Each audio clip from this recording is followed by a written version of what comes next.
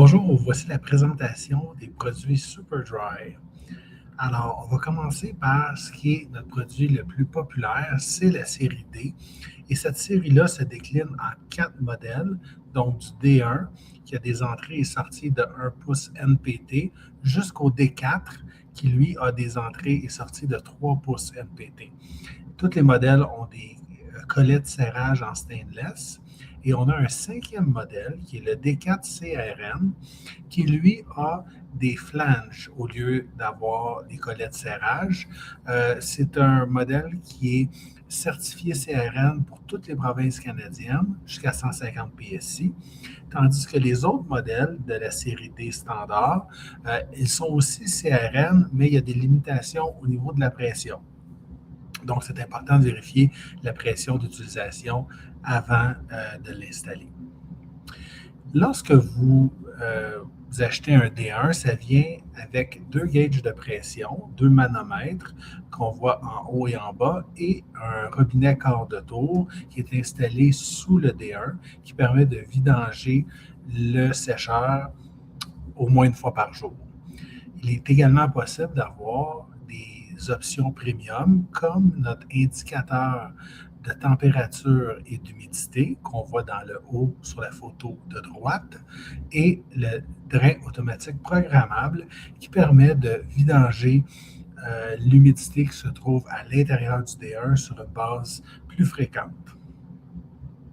Voici à quoi ressemble l'indicateur d'humidité. Donc, dans le haut, on a la température en degrés Fahrenheit et dans le bas, le pourcentage d'humidité relative. Alors, c'est important de ne pas confondre ce produit-là avec un moniteur de points de rosée. Tout ce que ça dit, c'est quel est le degré d'humidité à l'intérieur du sécheur. Donc, ça permet de savoir là, quand est-ce que la cartouche est due pour être changée. Et la cartouche doit être changée ou au moins vérifiée lorsque l'humidité relative atteint 80 %. C'est important aussi de savoir que lorsque vous l'installez, même si la cartouche est neuve, vous n'obtiendrez pas 0 ou 10 %.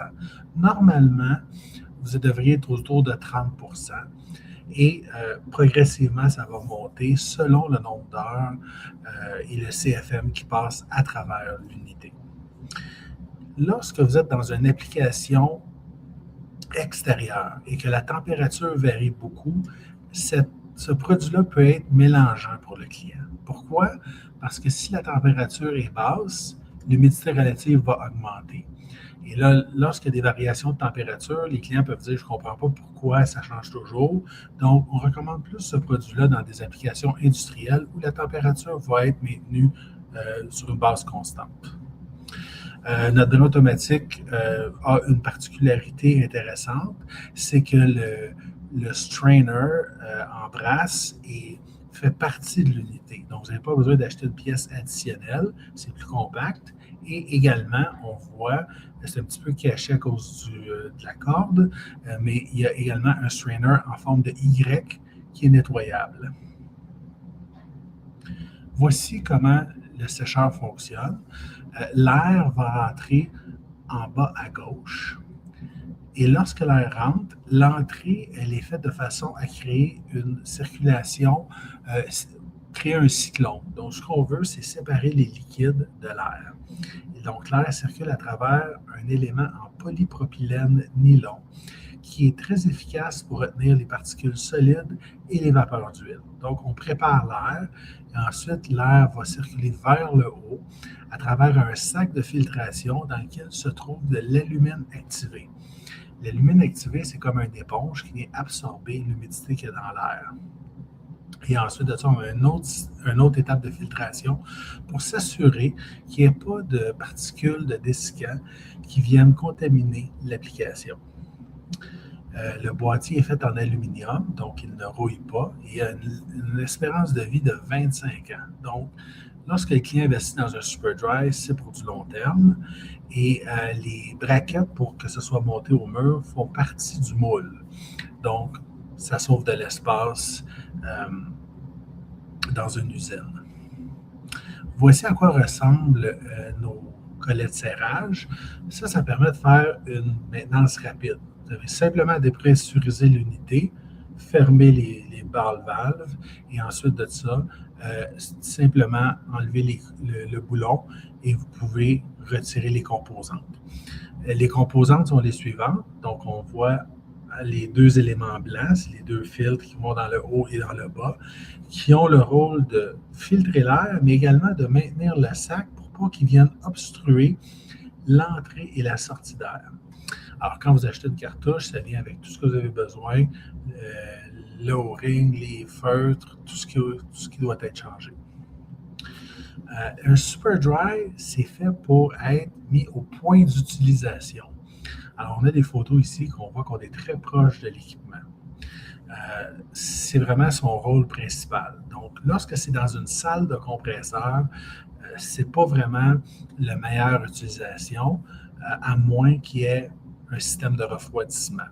Parce que l'air qui sort du compresseur est trop chaude pour le dessicant, pour que le dessicant fasse un travail d'assèchement. Par contre, si vous avez un sécheur réfrigéré, vous pouvez l'installer dans la salle des compresseurs. Ça vous donne un système qui va être supérieur à juste un réfrigérant, mais qui ne sera pas aussi efficace qu'un sécheur double colonne. Par contre, il y a des clients qui disent, nous, on a des équipements à l'extérieur, on veut les protéger pendant l'hiver, et en combinant le sécheur réfrigérant et le Super Dry, on est capable d'avoir une qualité d'air qui prévient le gel. Évidemment, le Super Dry est aussi très populaire sur les chantiers de construction pour les compresseurs diesel. Alors, pour le 185 CFM, on recommande le D3. Pour le 375 CFM, on recommande le D4. Même si la limite du D4, c'est 300 CFM, parce que souvent, la buse utilisée sur un 375 CFM va donner un CFM d'environ 250. Si jamais vous voyez que c'est plus, exemple, compresseur de 400 CFM et plus, là, vous pouvez mettre deux sécheurs en parallèle, donc séparer le flux d'air pour être certain que les sécheurs aient le temps de bien assécher l'air. Donc, on voit que quand on est sur un compresseur diesel, la majorité des gens vont installer soit sur le compresseur directement, comme on a vu sur les photos précédentes, ou sur un diable. Et là, il y a un diable que vous pouvez vous procurer là, dans les grandes surfaces, comme Home Depot, par exemple, et vous avez simplement à le visser directement dessus, ce qui vous permet d'amener le sécheur le plus près possible de vos équipements pneumatiques. Donc, ça permet d'avoir un meilleur rendement. Également, s'il n'y a pas d'échangeur de chaleur sur le compresseur, on recommande souvent de mettre un séparateur air-eau. Donc, ça crée un système à deux étapes. Premièrement, on enlève les liquides et ensuite, on assèche l'air. Et finalement, si vous avez un aftercooler, un échangeur d'air, là, vous avez le rendement optimal parce que l'échangeur d'air va enlever presque 60% de l'humidité et le sécheur Super Dry va faire la finition. On a également des systèmes de préfiltration. Donc, on va voir un petit peu plus loin, séparateurs air-eau, filtres qui peuvent être installés avant le sécheur. Souvent, un client qui dit, moi, je veux respecter la norme ISO, donc pour les particules d'huile ou les particules solides, on a nos filtres qu'on peut mettre devant. On recommande également le séparateur quand le client dit qu'il y a beaucoup d'eau. Donc, vous demandez au client, quand vous ouvrez une valve dans l'usine, c'est-tu juste de l'humidité qui sort ou c'est vraiment de l'eau liquide?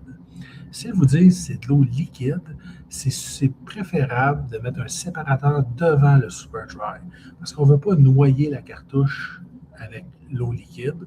Donc, ça crée deux stages. On enlève le condensat, cette eau-là, grâce au séparateur et ensuite, on assèche. Sur notre site web, on a des études de cas pour différentes applications que vous pouvez consulter. Et on a également un quiz qui nous permet d'identifier quels sont les bons sécheurs d'air pour votre application. On a également d'autres produits. Donc, comme on parlait tantôt, on a les filtres. Alors, différents grades de filtration. Chacun de nos filtres, ça commence à 1,5 pouce jusqu'à 2 pouces. Chacun de nos filtres vient avec la flotte et l'indicateur de delta P. Ce qui nous caractérise, c'est que le coût de nos éléments est très raisonnable. Donc, les clients, souvent, ils vont faire leur maintenance annuelle, ce qui leur permet d'avoir une bonne qualité d'air. Et on garde des bonnes quantités en inventaire, donc on est prêt à livrer rapidement. On a également les séparateurs. C'est le même boîtier que le filtre, sauf qu'il n'y a pas d'indicateur. Et à l'intérieur, on voit une photo du déflecteur. Donc, c'est un déflecteur qui est quand même sophistiqué, qui fait en sorte que l'air circule autour du cylindre et ensuite passe par le cœur du déflecteur, dans lequel il y a on ne le voit pas sur la photo malheureusement, mais il y a un mesh en acier inoxydable sur lequel l'air va frapper et les gouttelettes vont se séparer. Donc, c'est vraiment très efficace pour enlever l'eau. Et on a aussi notre série ATD. Donc, on voit les 3 modèles qui sont présents sur la photo. On a le 1/4 et le 1/2 standard. Le standard, ce que ça veut dire, c'est que vous pouvez dévisser les caps et mettre les cartouches à l'intérieur. Et on a le Camlock. Le Camlock qui est utilisé sur la construction, sur les chantiers de construction. Pourquoi Camlock? Parce que souvent, c'est un environnement qui est très sale. Il y a beaucoup de sable, de la poussière, tout ça. Et quand les gens vissent un ATD standard, les filets ont tendance à saisir. Tandis qu'avec le Camlock, on évite ça. Donc, si par exemple, vous mettez un ATD pour quelqu'un qui utilise un cloueur à charpente, on va aller avec le ATD Camlock. Ce qui est génial de ce produit-là, c'est que si le contracteur travaille à l'extérieur avec son fusil à clous, même l'hiver, en utilisant le ATD, il va être en mesure d'éliminer toutes les interruptions causées par le gel du fusil à clous. Donc, c'est quelque chose qui augmente en productivité grandement. On a aussi le ATD XL qui est utilisé pour un petit fusil à peinture. La différence, c'est qu'au lieu d'avoir un sac de dessicant comme tous nos autres produits, c'est un tube en plastique qui est rempli avec du gel de silice qui change de couleur. Et sur le ATD, dans le haut, il y a un sight glass, donc une unité qui permet de voir à l'intérieur. Et là, vous allez voir quand la couleur change de bleu à rose, ben, c'est le temps de changer la cartouche. Les 1/4 NPT, ces dimensions sont beaucoup plus grosses que les ATD standards. Donc, c'est pour ça qu'on l'appelle le XL. Et c'est très efficace pour la peinture. Ça vient également avec une clip pour le monter au mur.